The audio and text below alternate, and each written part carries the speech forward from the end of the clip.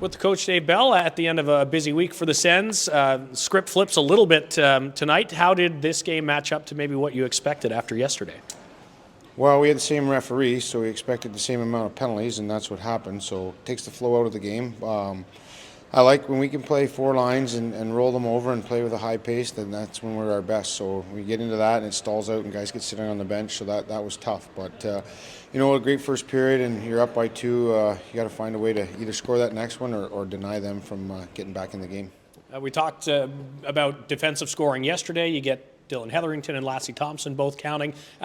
First of all, how big is that for those two to get off the mark? And secondly, how much of an impact does it make to get that scoring support from the blue line?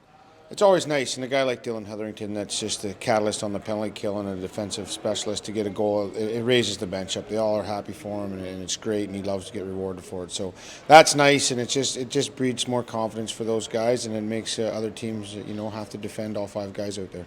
Also can't ignore the 2 assists from Max Gannett, had another nice offensive night.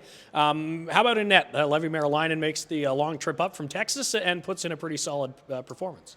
Yeah, he didn't get to Belleville till probably 3:30 in the afternoon, and found out last night after probably 11 o'clock at night. So that just goes to how good of a competitor and a good of a pro he is to get himself prepared and put in a great performance for us.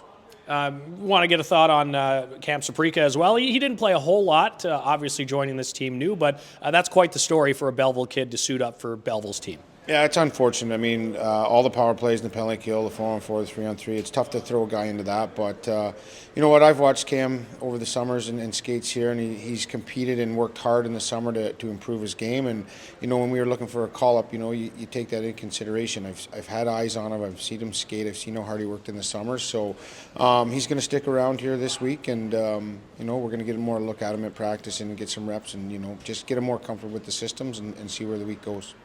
Speaking of the week, how does this weekend series set you up now for a road trip to the eastern part of the league next week? Well, we get out of our division, which is sometimes nice to just get a little break, different teams. But that's a tough trip. That's an 8-hour trek down there to to play a couple teams and quick turnarounds for a 6 o'clock game on the Sunday. But you know what? We got some work to do this week. We've got 3-4 days of good practice here, and then get ourselves healthy and organized for that weekend. Nice.